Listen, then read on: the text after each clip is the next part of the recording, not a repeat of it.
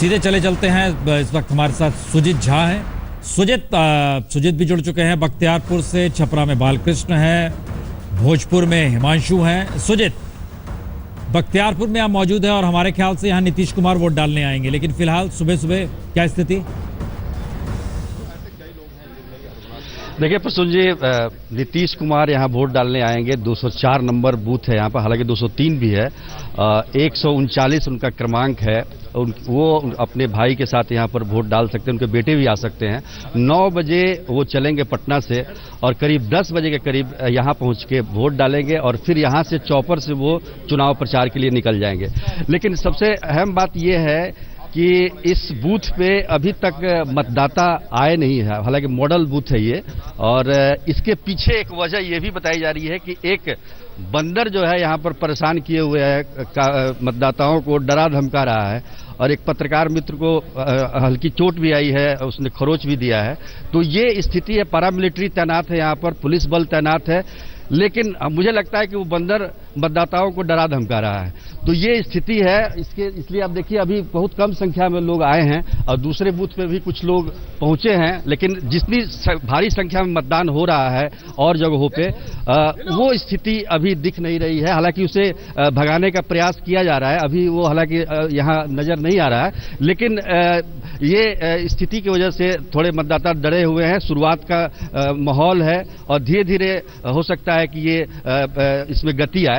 जहां तक नीतीश कुमार की बात है तो नीतीश कुमार यहां पर हर चुनाव में, पिछले साल पार्लियामेंट्री का जो चुनाव हुआ था यहां पर आकर उन्होंने वोट डाला था, लेकिन उस समय ये मॉडल बूथ नहीं था। लेकिन आज मैं देख रहा हूं कि ये पूरी तरह से सजा धजा है और सारी व्यवस्थाएं जो एक मॉडल बूथ की होती है, प्रतीक्षा में बैठने की कुर्सियां लगी हुई है, पीने का पानी की व्यवस्था है, उसके बाद चिकित्सा की व्यवस्था है, जो प्राथमिक चिकित्सा होती है, ये तमाम सुविधाएं यहाँ पर दी गई हैं। और ऐसे पूरे बिहार में जो 50 जो विधानसभा सीट पर चुनाव हो रहे हैं, इसमें 86 बूथ मॉडल बूथ बनाए गए हैं। काफी ज्यादा संख्या में इस बार मॉडल बूथ देखने को मिल रहे हैं और वाकई ये मतदाताओं को लुभाने के लिए और मतदाताओं को आकर्षित करने के लिए काफी उपयोगी साबित हो रहे हैं। प्रसून जी, चलिए, बंदर भाई, दिल्ली में बंदर को भगाने के लिए लंगूर की व्यवस्था की गई, जो खासतौर से सरकारी इलाका है, केंद्रीय सरकार कर्मचारियों का। बहरहाल हम आपके पास आते हैं लौट के,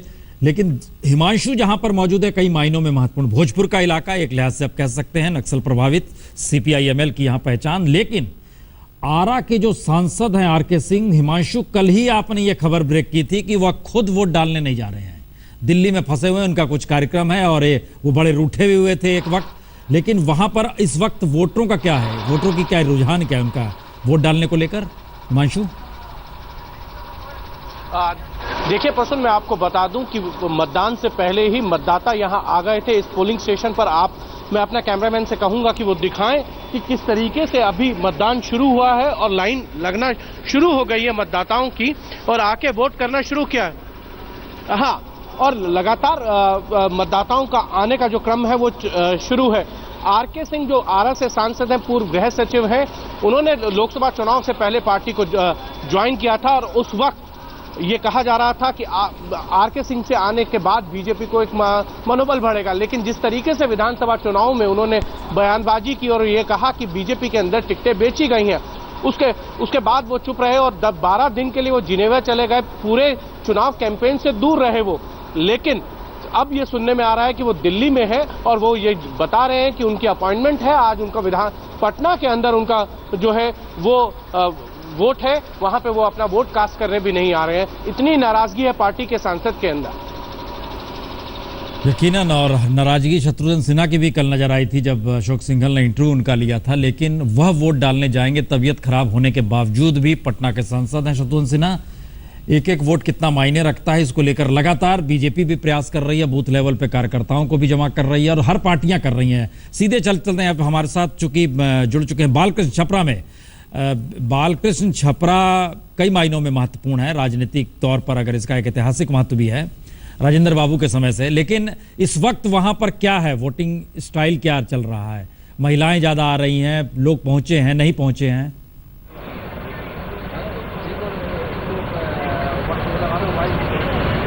देखिए प्रसून, आपने जैसा कहा कि छपरा बहुत महत्वपूर्ण है, खासतौर पे बीजेपी के लिए, क्योंकि बीजेपी यहाँ से राजीव प्रताप रूढ़ी सांसद हैं। पिछली बार उन्होंने राबड़ी देवी को यहाँ पर हराया था, और लेकिन इस बार उनके सामने चुनौती इस बात की है कि इस पूरे इलाके में बीजेपी का प्रदर्शन अच्छा हो। जैसा कि आपको पता है कि पिछली बार जब विधानसभा चुनाव हुए थे तब ये पूरा इलाका, जो तीसरे चरण का जो पूरा चुनाव होने जा रहा है, जिसमें कि ये पूरा सारण जिला भी शामिल है, वहाँ पर बहुत शानदार प्रदर्शन रहा था जेडीयू का और जेडीयू और बीजेपी का जो गठबंधन था। लेकिन इस बार जो है वो पाला बदला हुआ है, जेडीयू के खिलाफ बीजेपी वोट मांग रही है, और इस बात की चुनौती है राजीव प्रताप रूढ़ी के सामने कि पूरी जो 10 सीटें हैं सारण जिले में, इस सारण जिले की ज़्यादा से ज़्यादा सीटें जीत कर दिखाएं।